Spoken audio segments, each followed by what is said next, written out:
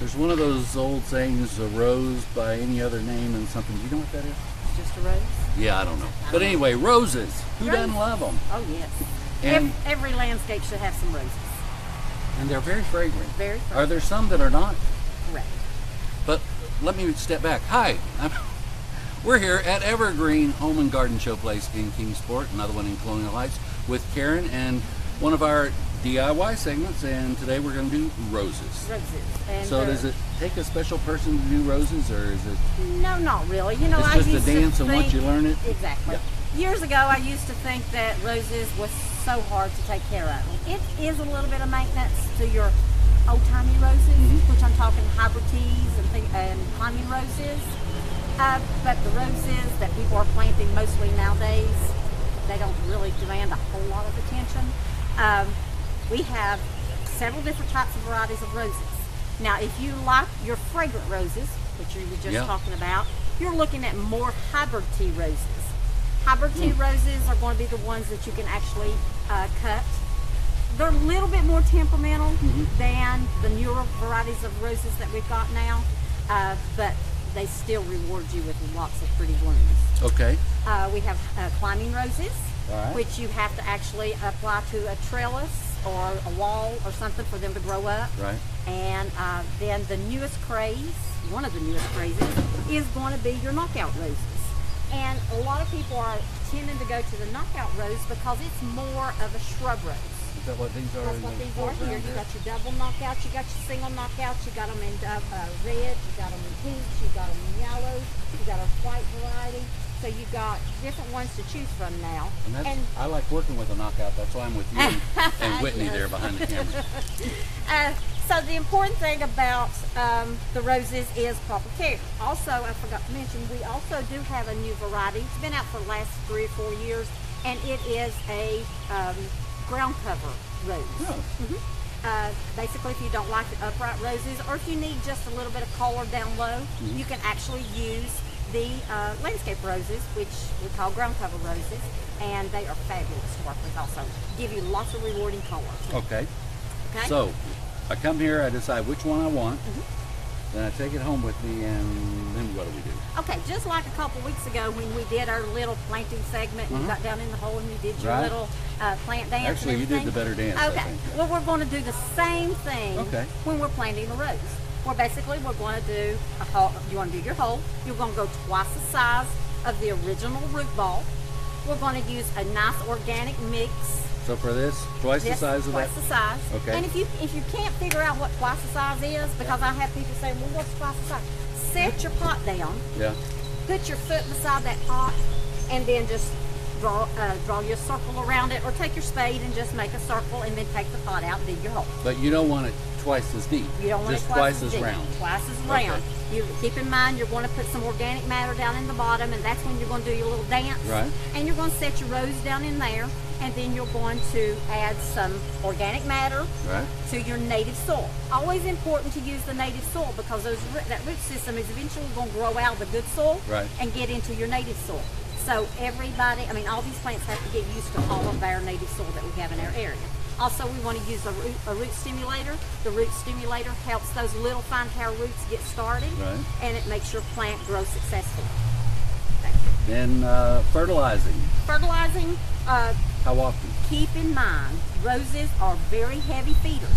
They're rewarding you with all these beautiful blooms, so they're heavy feeders. So we've got to fertilize at least once a month. I dated a girl named Rose, and she was a heavy feeder Was as she? well. Oh, goodness gracious. So what we're going to do, we always recommend the first month that you feed the rose, you're going to add 1 cupful of fertilizer, okay? And that just goes on the outer perimeter of the rose. You're going to water it in. You leave it alone. So you don't mix it in? You don't have to mix Okay. it in, because if you can't mix it in the soil once you get it planted. Also, you can use some Miracle Grow, which is a water soluble. If you want to do it in between, like every 2 weeks, you can actually do that one. That just gives you more blooms.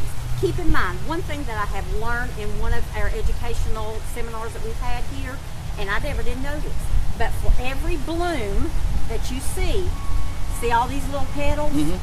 When that bloom dies back, it takes this many days to reset another bloom. Really? Which not know that either until we had that class. And I actually went after the class and I said, is that true? And he said, yes, it is true. So keep in mind, if you use the singles, a single bloom like the grandiflora, realize there's not that many petals on that bloom. So it doesn't take as long to set those new blooms. That's the reason the knockouts are such a big hit. Is because you get all that big abundance of color because it doesn't take as long to set those blooms on there. All right, let's go back to the fertilizer. For those overachievers in the group, can you fertilize too much? You could. You can burn the plant up. Because you always keep in mind, there is someone doing testing for us that always decides how much of this fertilizer to use. So no, you don't want to go out there and pour a whole bag on it and think, okay, I'm done for the year. No, you don't want to do that.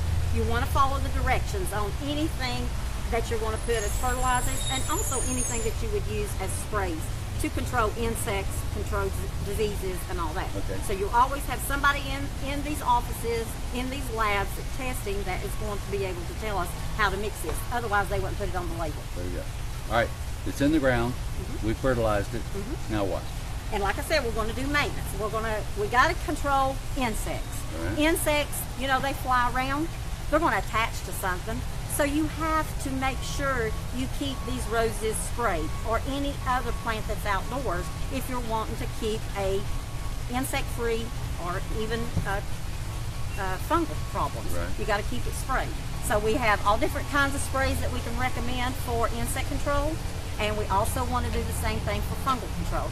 Yes, the knockout roses, we have people come in and say, oh, I thought they was insect and disease resistant.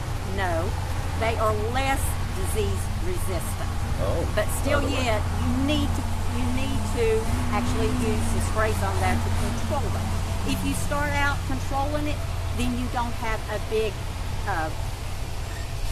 problem. You don't have to catch up. Exactly, and you don't have to catch up, yes. And then the thing about this, always cut your roses, bring them in the house, and enjoy them. Because today, society, everybody has to work for a living anymore in order to be able to buy all this stuff to reward us. So cut those roses, bring them inside, enjoy them to work with you. Take them to work with you, put them in your office. Give them to your boss. Give them to your boss, get some brownie points. But you know, I can't do that here because they have all they need. And got a good selection of rose gloves here. So they're thick enough so you don't get stuck. Get the thorns. That's correct. And you know, for years I never did buy me any rose gloves. And in the last year, I said, okay, I'm going to buy me some rose gloves. What a difference Best thing you ever did. Yes. All right, when we get into the summer drought, how often do you water them? You need to at least water a couple times a week. Because like I said, they need to absorb the fertilizer. If they're not getting any moisture in the ground for that root system to work, and they have to have some moisture in order to absorb all that fertilizer and everything too. All right, do I plant them in the shade? Does it have to be in the sun? Is it apart, or depending on which one? At least 6 hours of sunlight for any rose that you plant. Okay. Okay? At least 6 hours. Anything else we need to know? Sit back and enjoy. Sit back and enjoy. Yeah, and don't leave them out there. So are there some that are more fragrant than others? Like I said earlier, your hybrid teas are going to be a little bit more fragrant than your knockouts. Your knockouts is not going to have a whole lot of flavor, I said, that smell. Okay. But anyway, but there is all different kinds of hybrid teas with wonderful smelling roses. So at least incorporate 2 or 3 in your landscape just so you can get that smell. And I've noticed that the ones that I get my wife for her anniversary, whatever, from the florist, they don't have any smell at all.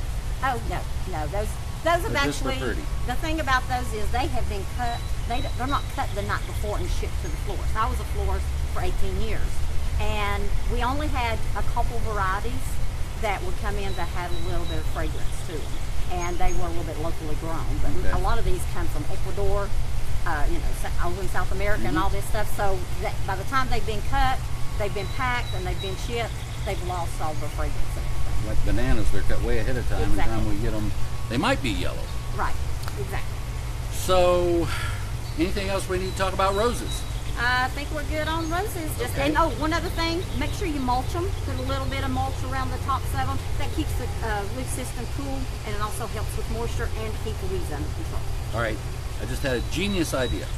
You plant the rose, and then you get the ground cover rose as your ground cover around the roses. Does that work? That will work. But keep in mind, you still want to keep down those weeds around it, so make sure you add a little bit of mulch as a dressing. Do they all have thorns? Yes. Wonder why God did that. Don't ask that question. Yeah. He's Sorry. in control and Yes, he knows is. best. He had a reason. And of course here at Evergreen you can get all your tools. Oh yes, that's a good thing to talk about. The pruning of the roses. Main thing is, yes, the hybrid teas, you have certain ways that you need to prune those. What you always would do is when you cut that rose, they always say go down to your first set of 5 leaves. Well, I've cut that first set of 5 leaves off. Oh, okay. We don't want, when we cut that rose, we don't want that to be down in your water.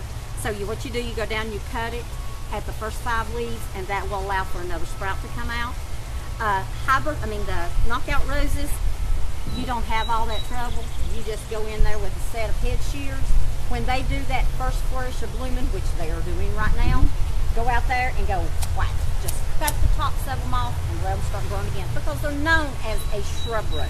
They're really not like a hybrid tea rose. And people are so afraid to do that. Oh no, never be afraid to cut. They're all I'm afraid I'll kill it. No, I'm afraid I'm going to ruin It's like it. cutting your hair. You cut your hair, it makes it thicker in most cases. And I love these. Yeah, great pruners. Huh? Yep, high-pace pruners, great to cut. You know, I used to cut hair. You want to give me a little Go for trim it. here? Go for it. All right. Can you put them in containers? I'm trying to think of anything we can. You can put them in containers. Keep in mind, roses do like have a big root system. So they come So back they- every year. They come back every year.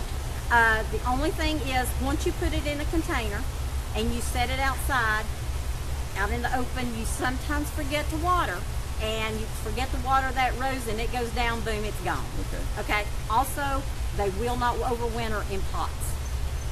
Some do, some don't. Bring them But, inside? no, it's according to the temperatures that we have during the winter. Keep in mind, anytime you have a plant above ground, even in a container, even though it's containerized, you risk a chance of losing that plant through the winter. Okay. Okay? So it needs to be down in the ground in order to protect the roots, in order for it to survive. Well, there you go. And as always, a whole lot of information in a short amount of time. But she's always here. And all these people walking around in the green shirts, they're here. Come see any of the staff in the nursery department here at the Moreland Drive. Any of them will be happy to help you with pick I up that texted stuff her from yesterday and she goes, I'm with a customer. I'm with a customer. And that's a good thing. I'll wait. Yep. So Roses, Evergreen Home and Garden Showplace, right here in Kingsport and in Colonial Heights across from Food City. And you got questions, you need stuff, this is the time to do it. And come see Karen and check out their website as well.